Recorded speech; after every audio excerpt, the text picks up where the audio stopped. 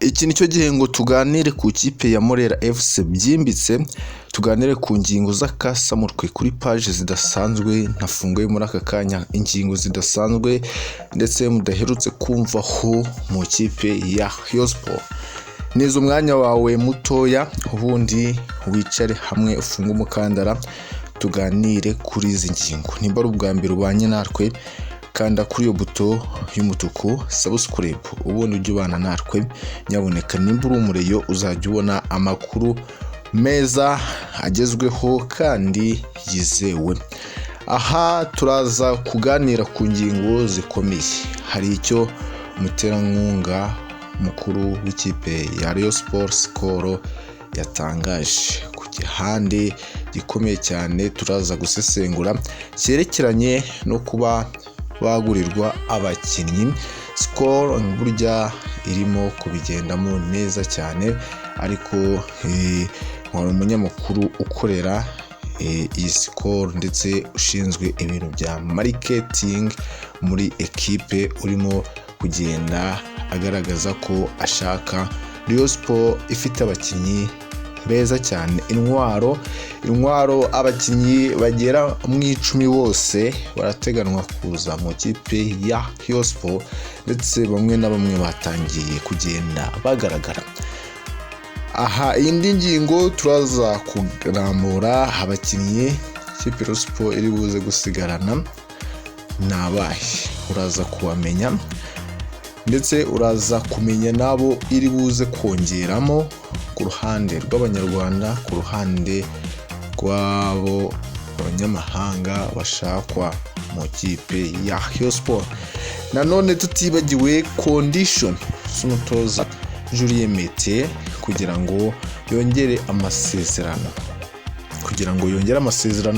Hari icyo asabye abareyo ndetse agisaba ubuyobozi bw'ikipe ya Rayonsports. Nabona ng'ikipe yabaye seriye nk'uko yabyifuje, nakabuza arongera amasezerano mu kipe ya Rayonsports.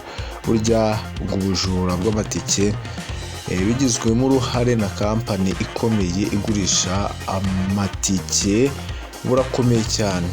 Ibi bintu nta nubwo ari ubwa mbere bivuzwe mu kipe ya Rayonsports yabishizeho komenti, ariko haza kugaragara intege nkeya ku ruhande rwa Ferwafa. Ariko ku rundi ruhande nuko nanone n'andi makipe yagiye ataka. Muzi ko ikipe ya Rayonsports ari ekipe ya mbere igurisha amatike ndetse ifite abafana bayo banayitunze.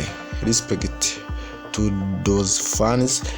Reka twanzike izi ngingo zacu, birasaba kugira ngo duhere imwe ku yindi ku murongo ubundi zikubyire neza. Abakinnyi ikipe Rayonsports iri buze gusigarana urutonde rwabo twarumenye. Uwa mbere Arsene Tuyisenge, uyu agomba gusigara mu kipe Rayonsports. Impamvu umutoza Julien Mete yavuze ko asigara, aracyari muto ndetse urwego rw'imikinire mu bijyanye no kwirukanka muri gushaka posisiyo mu buryo amushakamo n'ibyo ashaka. Muhire Keve nawe amasezerano arongerwa. Ati gute? Nuko amasoko yo hanze yifuzaga Muhire Keve nko muri Maroc, amasoko yarafunze. Iyo ni ingingo ya mbere ituma Muhire Keve yongera amasezerano, ndetse unagarutse ku byo yatangaje avuga ko ashobora kuzatandukana n'ikipe Rayonsports bibaye ngombwa. Ibi yabigaragaje nyuma y'uko hari amakuru avuga ko ngo bashaka, hari ikipe yari imushaka mu buryo bukomeye, ariko birangira izanye ibyo gukoresha test. Muhire Keve aramubwira ati ngiye ku myaka 27 yanjye na experience mfite, ubunararibonye mfite, nta nubwo byaba ari urusebo kuba nakoreshwa test nk'umukinnyi mukuru. Murabizi Muhire Keve capitaine aho mythique nawe agomba gusigara mu kipe ya Rayonsports.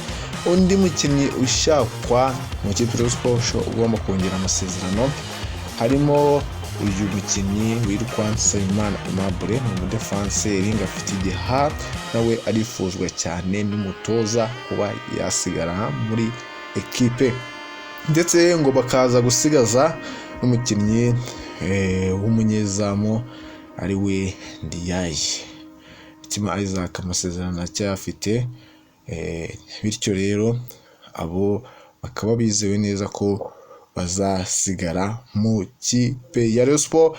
Wongeyeho na Kanamugire Roger nawe ari mu basigara mu kipe ya Rayonsports. Ikindi ni ikijyanye n'umuterankunga wayo Skol ugomba gufasha ikipe Rayonsports kugura abakinnyi. Ikipe Rayonsports ishaka miliyoni zigera muri 300 kugira ngo izane abakinnyi bashya muri Rayonsports.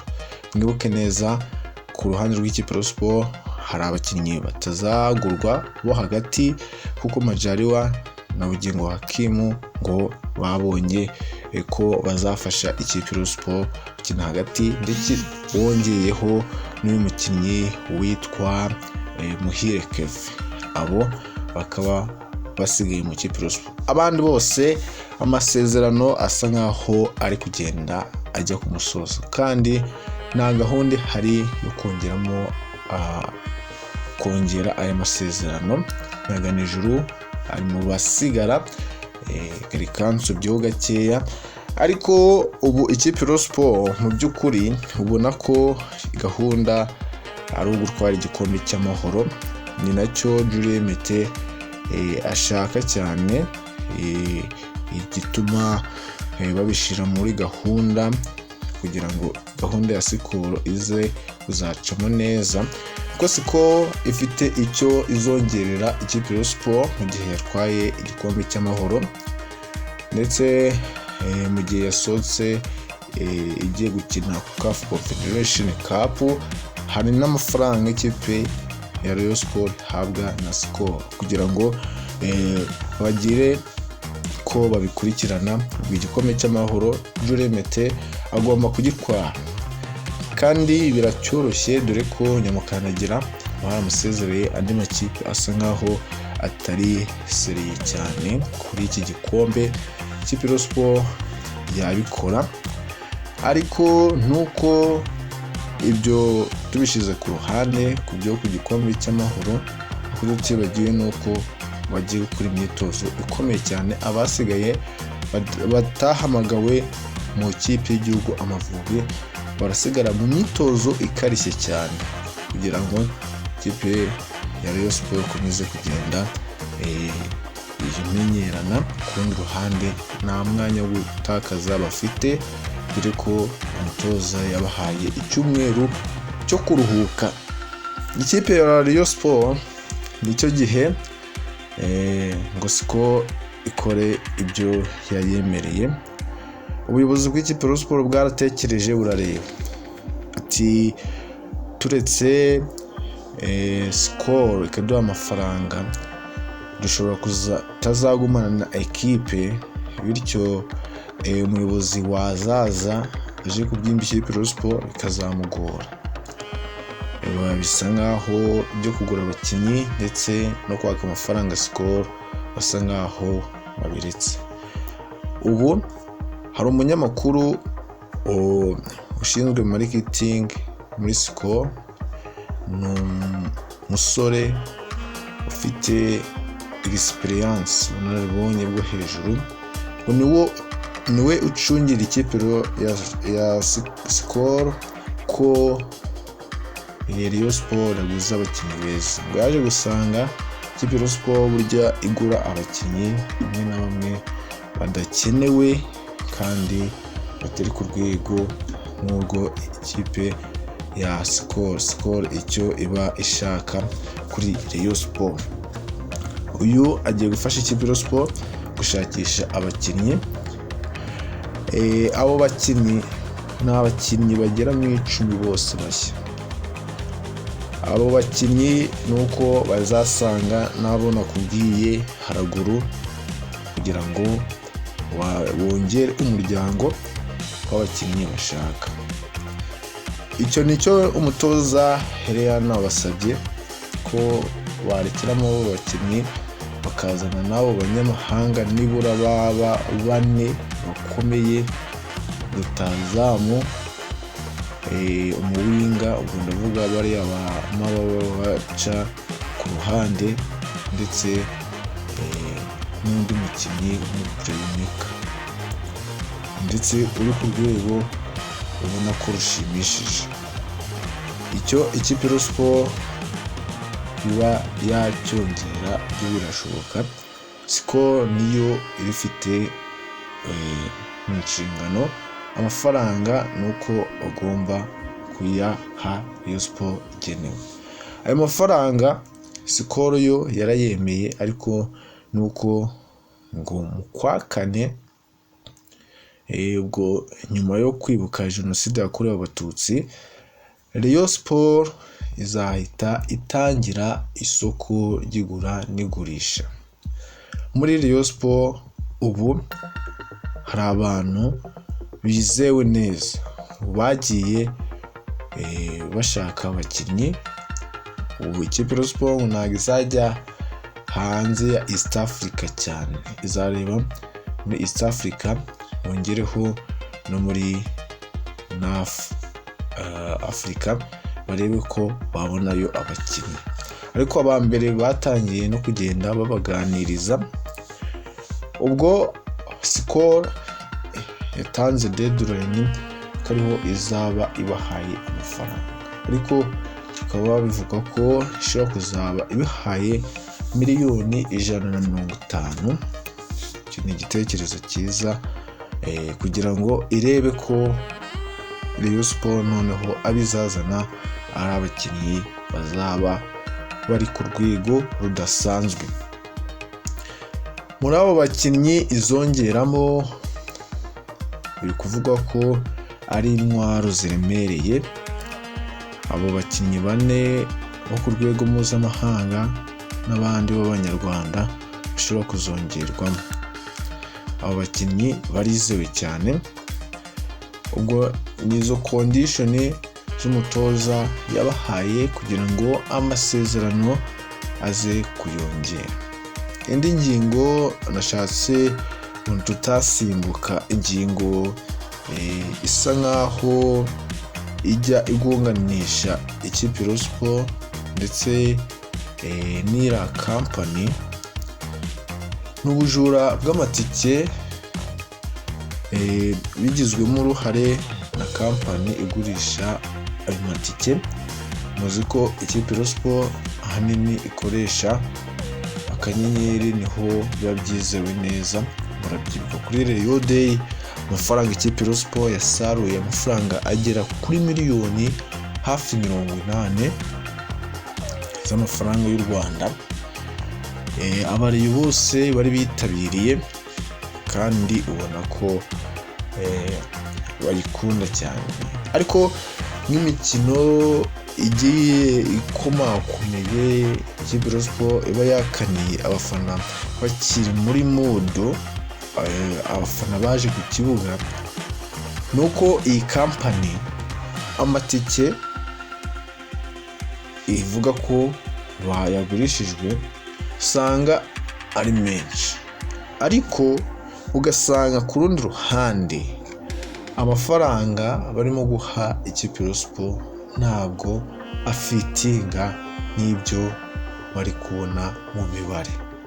Iyo company rero ni ukugira ngo ubundi kugira ngo ikorane na Rayonsports ibi biba bigamije kugira ngo Ferwafa nayo ize gukuraho ibyayo, bityo rero kugira ngo ikore ibyayo bisaba kuba bagurira kuri iyo company, ariko Rayonsports ntabwo ikozwe, ishaka akanyenyeri.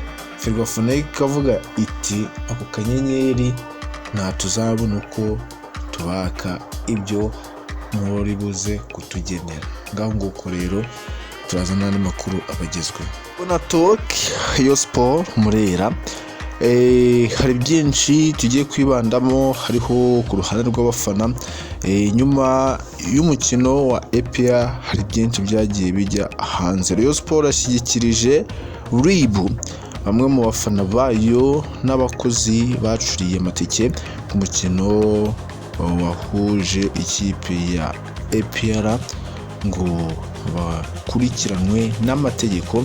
Ese iyi operasiyo ite turaza kwirambura muri rusange, twerekeze muri Ferwafa nayo hari icyo irimo gutangaza kugeza ubu ku mukino wahuje ikipe Rayonsports APR, ndetse hanagaragara amabanga menshi cyane, ndetse aho bimwe byagiye bijya hanze byari bikomeye bituma Murera inajyana hanze bamwe mu bafana baganiriza. Ku rundi ruhande abafana bagera muri batatu ndetse na bamwe mu bakozi ba kompanyi yari ishinzwe kugurisha amatike ngo bacuza amatike kugira ngo bibe ikipe ya Rayonsports. Radio One dukesha iyi nkuru ko abo bose bajyanwe kuri RIB kubera gukekwaho uburiganya mu kwiba amafaranga binyuze mu kugurisha amatike. Amakuru ava muri Rayonsports avuga ko RIB ikurikirana ibyo bibazo kuko Murera yo ubu ikaba irimo kugenda isa nkaho ibyirengagiza, ariko nuko byakomeje gusakuza birangira Uwayesu Jean Fidel aca agasuzuguro, kuko ubu ntabwo ari ubwa mbere bibaye ko amatike bayiba. N'ubusanzwe usanga hari igihe ikipe bayibye buri mukino baguze amatike ntahabura ayibwa cyangwa umuntu wijirira free. Urwego rw'igihugu rw'ubugenzacyaha RIB rwatangaje ko rwatangije iperereza ngo hamenyekane ukuri kwa nyako ku makuru avugwa ko kapiteni w'iyi ekipe y'abagore ya Inyemera yaba yarakubiswe azira kwishyuza ibirarane by'amezi 5 n'uduhimbazamusyi. Hari amakuru n'ubundi yagiye hanze avuga ko hari ikibazo cya RIB igiye kwinjiza mu kipe Rayonsports, ndetse abayobozi bakaza kubigenderamo. Ku rundi ruhande urwego rw'igihugu rw'ubugenzacyaha RIB rwatangaje iperereza ngo hamenyekane ukuri ku makuru avuga ko kapiteni w'iyi ekipe y'abagore ya Inyemera yaba yarakubiswe azira kwishyuza ibirarane by'amezi 5 n'uduhimbazamusyi. Amakuru yacicikanye ku mbuga nkoranyambaga mu cyumweru gishize yavugaga ko kapiteni wa Inyemera Bertine Mutuyumungu yakubiswe ubwo yajyaga na perezida w'ikipe ku karere ka Gicumbi ngo bababwire ikibazo ubuyobozi aba bagore bafite ku ruhande rw'ikipe y'abagore. Iyi nkuru yamaganiwe kure n'ubuyobozi bw'akarere ndetse n'ubw'ikipe ya Inyemera. Umuvugizi wa RIB Dogiteri Murangira Tseri yatangarije ikinyamakuru ko haracyakorwa iperereza kugira ngo hamenyekane ukuri kubiri kuvugwa muri aya makuru y'akasamutwe. Ngaho nguko rero ni byinshi biba byagaragaye, ariko Ferwafa ifatanyije na CAF bahuguye abakozi b'amakipe imikoreshereze y'ikoranabuhanga. Aha bizagira ingaruka nziza ku makipe ya hano mu Rwanda. Byavugwaga ko amwe n'amwe yanibwaga ku mugaragaro kuva tariki ya 11 Werurwe muri Hilton Hotel hari hateraniye amahugurwa yahuguraga abayobozi b'amakipe ya hano mu Rwanda, ayo mu byiciro bya mbere ndetse n'icya kabiri ku bijyanye n'ikoranabuhanga yo kwandikisha abakinnyi, kwerekana ko bafite ibyangombwa by'ubuzi birimo ibibuga, ubwishingizi bw'abakozi bayo n'ibindi.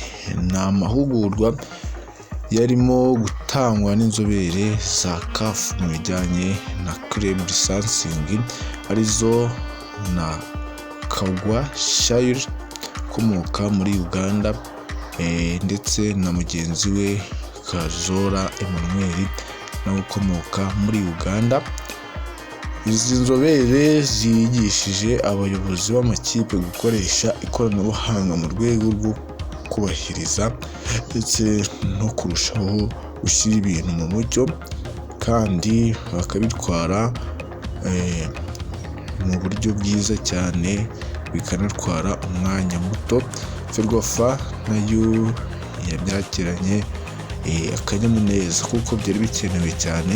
Ibi byose ni intumbero ya CAF ifite intego zo kuzamura ireme ry'urwego n'amarushanwa y'abanyamuryango bayo no kugira ngo bijye biyobora gukora igenzura ryimbitse, kuko uzajya aba afite buri kipe muri sisitemu kugira ngo ibahe lisansingi bikaba byakoroha.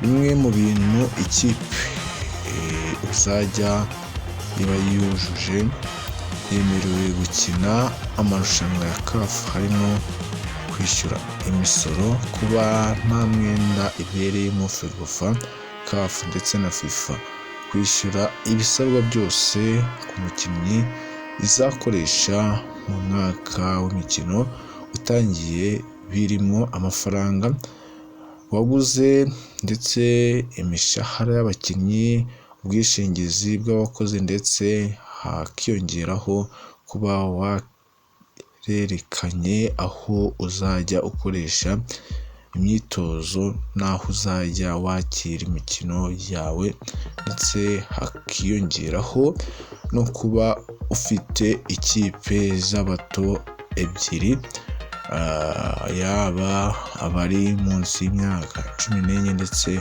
n'iy'abari munsi y'imyaka 20. Abitabiriye aya mahugurwa bemeza ko aje gukemurira ibibazo byinshi cyane